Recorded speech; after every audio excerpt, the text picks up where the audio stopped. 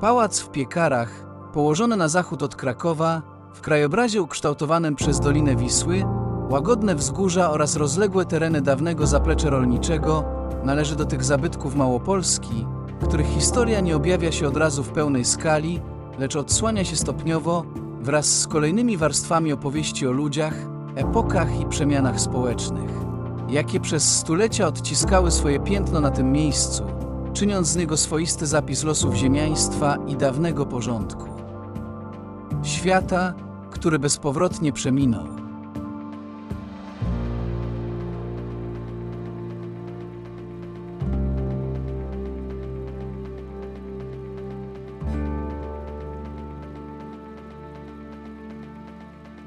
Choć pałac znajduje się stosunkowo blisko Krakowa, przez wiele dziesięcioleci pozostawał poza głównym nurtem zainteresowania historyków, turystów i instytucji kultury, funkcjonując raczej na marginesie zbiorowej pamięci, mimo że jego dzieje w sposób niezwykle czytelny odzwierciedlają procesy, które ukształtowały XIX-wieczną i XX-wieczną historię regionu. Od epoki galicyjskiej stabilizacji, przez dramat wojen światowych, aż po powojenne przekształcenia ustrojowe i współczesne. Problemy ochrony dziedzictwa.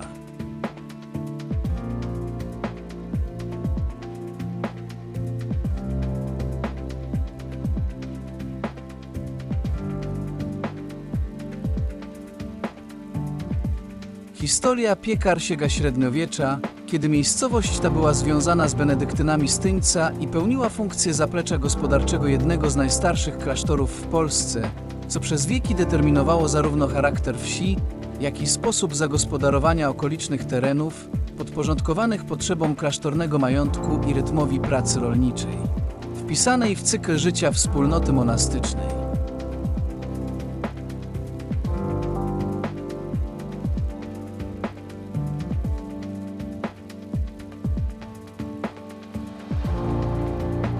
Przez długi czas Piekary pozostawały miejscem o znaczeniu lokalnym, nie wyróżniającym się na tle innych wsi regionu, a ich rozwój przebiegał powoli i stabilnie. Dopiero jednak wydarzenia końca XVIII wieku, związane z rozbiorami Rzeczypospolitej i włączeniem tych ziem do monarchii habsburskiej, przyniosły zasadnicze zmiany, które na trwałe wpisały się w krajobraz społeczny i własnościowy miejscowości.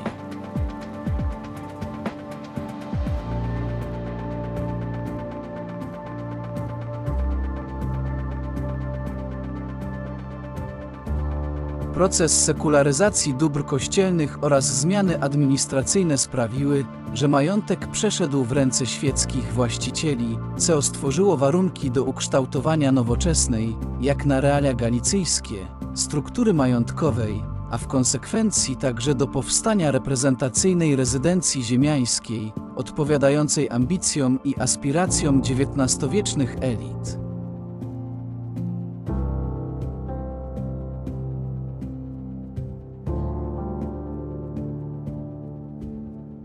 Na miejscu wcześniejszego dworu, który pełnił funkcję typowej siedziby majątku rolnego, w połowie XIX wieku zapadła decyzja o wzniesieniu nowego pałacu, który miał nie tylko zapewniać komfort codziennego życia, lecz przede wszystkim stać się wyrazistym symbolem pozycji społecznej i kulturowej właściciela, a zarazem manifestacją jego zakorzenienia w tradycji i historii.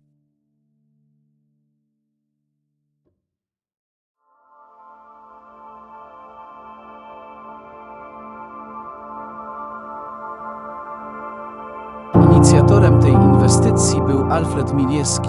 przedstawiciel galicyjskiego ziemiaństwa i aktywny uczestnik życia publicznego, który doskonale rozumiał znaczenie architektury jako narzędzia budowania prestiżu oraz jako trwałego znaku obecności rodu w przestrzeni i pamięci regionu, co w XIX wieku miało znaczenie nie tylko estetyczne,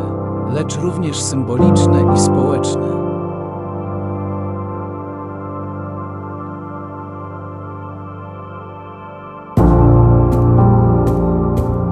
Budowa pałacu, rozpoczęta około 1857 roku, była przedsięwzięciem kosztownym i wymagającym, jednak doskonale wpisywała się w dominujące wówczas tendencje architektoniczne, w których historyzm łączył inspirację przeszłością z nowoczesnymi rozwiązaniami technicznymi, tworząc rezydencję dekoracje mające sprawiać wrażenie zakorzenionych w długiej tradycji, choć w rzeczywistości będących dziełem XIX-wiecznej wyobraźni.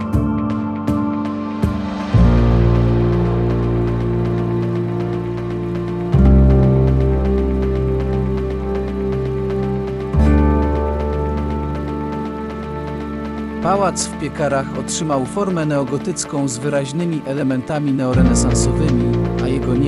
asymetryczna bryła, wzbogacona o ryzality,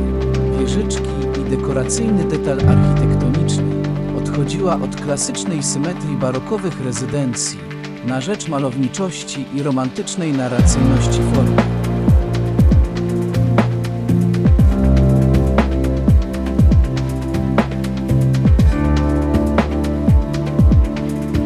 Najbardziej charakterystycznym elementem budowli stała się wysoka wieża widokowa, dominująca nad otoczeniem i podkreślająca reprezentacyjny charakter siedziby, z której roztaczał się widok na park oraz Dolinę Wisły, co miało zarówno znaczenie estetyczne, jak i symboliczne, wpisując pałac w krajobraz jako punkt orientacyjny i znak obecności właściciela.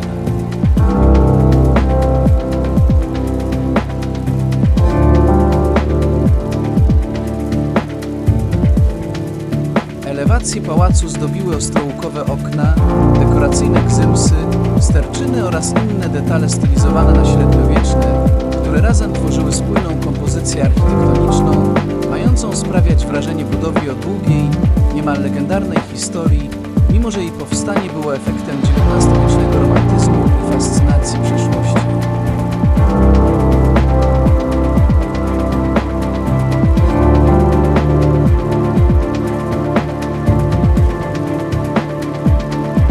Pałacu, choć dziś w znacznej mierze pozbawione pierwotnego wystroju, pierwotnie odzwierciedlały styl życia galicyjskiego ziemiaństwa, łącząc funkcje reprezentacyjne i prywatne w starannie zaplanowanym układzie pomieszczeń, który sprzyjał zarówno życiu rodzinnemu, jak i przyjmowaniu gości.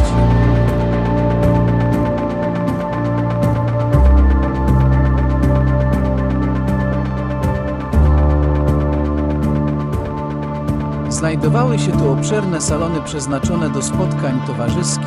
jadalnia będąca centrum życia codziennego, biblioteka świadcząca o aspiracjach intelektualnych właścicieli oraz prywatne apartamenty, które zapewniały domownikom komfort i poczucie odrębności, charakterystyczne dla rezydencji tej klasy.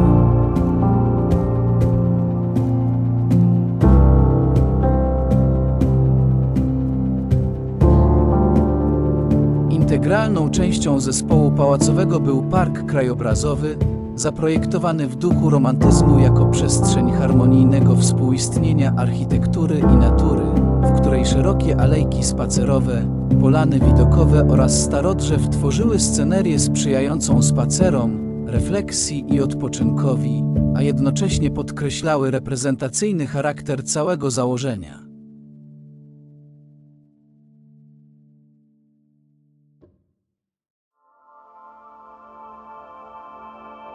Na przełomie XIX i XX wieku pałac przeszedł w ręce rodziny Braunów, jednak był to już czas narastającego kryzysu tradycyjnego ziemiaństwa, którego przyczyny tkwiły zarówno w przemianach gospodarczych, jak i w coraz silniejszych napięciach społecznych oraz politycznych, stopniowo podkopujących fundamenty dawnego porządku.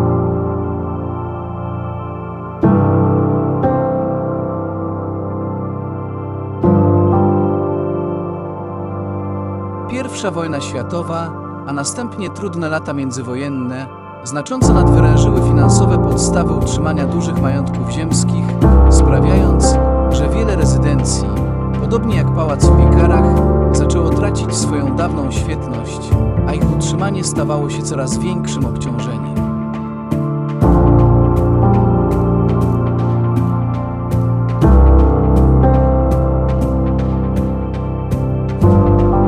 Decydującym momentem w historii pałacu okazała się II wojna światowa, podczas której rezydencja została zajęta przez niemiecką administrację okupacyjną,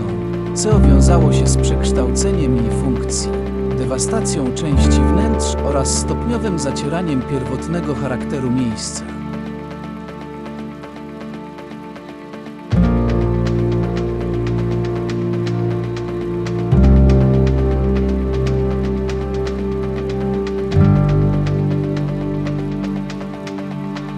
Po zakończeniu wojny, w wyniku reformy rolnej, majątek został znacjonalizowany, a pałac utracił status prywatnej rezydencji, stając się obiektem użytkowanym przez instytucje publiczne, takie jak szkoły i placówki opieki zdrowotnej, co z jednej strony pozwoliło zachować budynek w stanie użytkowym,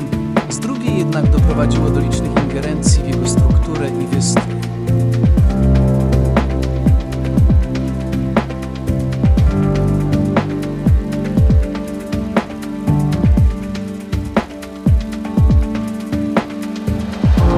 W kolejnych dekadach pałac funkcjonował przede wszystkim jako przestrzeń użytkowa, stopniowo tracąc swój reprezentacyjny charakter, a jego architektura podporządkowywana była doraźnym potrzebom, często bez poszanowania dla historycznego kontekstu i wartości zabytkowych.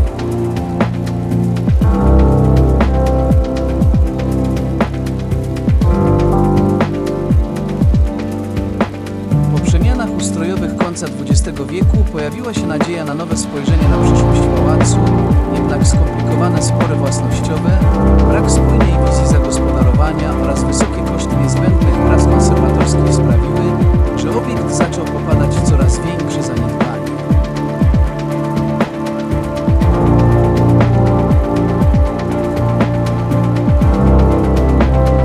W ostatnich latach sytuację zespołu pałacowego dodatkowo naznaczyły dramatyczne wydarzenia, wśród których szczególne miejsce zajmuje pożar, który strawił część zabudowań dawnego zaplecza folwarcznego, obejmującego niegdyś oficyny, stajnie, spichlerze i budynki gospodarcze, stanowiące integralny element funkcjonowania majątku ziemskiego.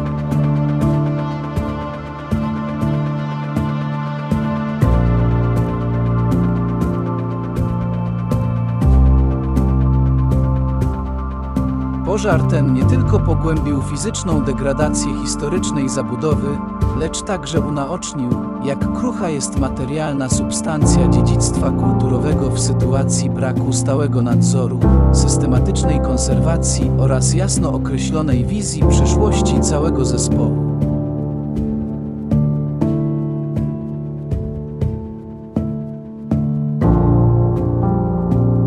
Obecnie pozostałe budynki dawnego zaplecza pałacowego pełnią funkcje dalekie od pierwotnego przeznaczenia, będąc wykorzystywane w sposób czysto użytkowy, często tymczasowy, jako obiekty o charakterze magazynowym, usługowym lub zaplecze działalności gospodarczej, co z jednej strony pozwala utrzymać je w stanie technicznym umożliwiającym dalsze istnienie, z drugiej jednak prowadzi do stopniowego zacierania ich historycznego charakteru.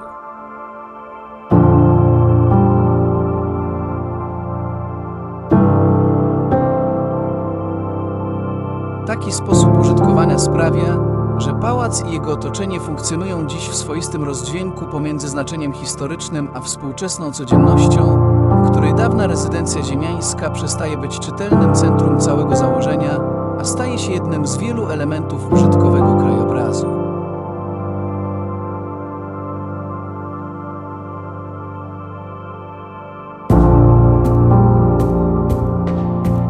Dziś pałac w Piekarach pozostaje cichym świadkiem minionych epok,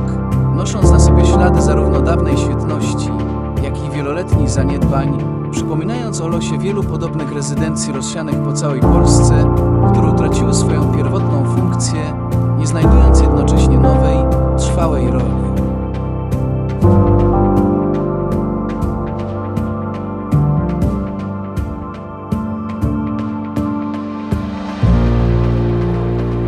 Jest to miejsce, które w szczególny sposób skłania do refleksji nad przemijaniem, nad odpowiedzialnością kolejnych pokoleń za zachowanie materialnych śladów historii oraz nad pytaniem, czy i w jaki sposób dawne zespoły pałacowe mogą odnaleźć swoje miejsce we współczesnym świecie.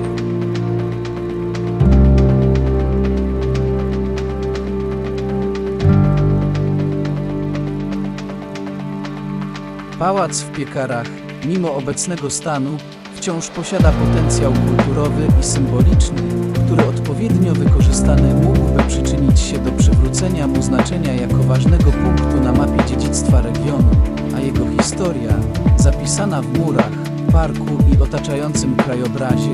pozostaje otwartą opowieścią, czekającą na tych, którzy zechcą ją usłyszeć i ocalić od zapomnienia.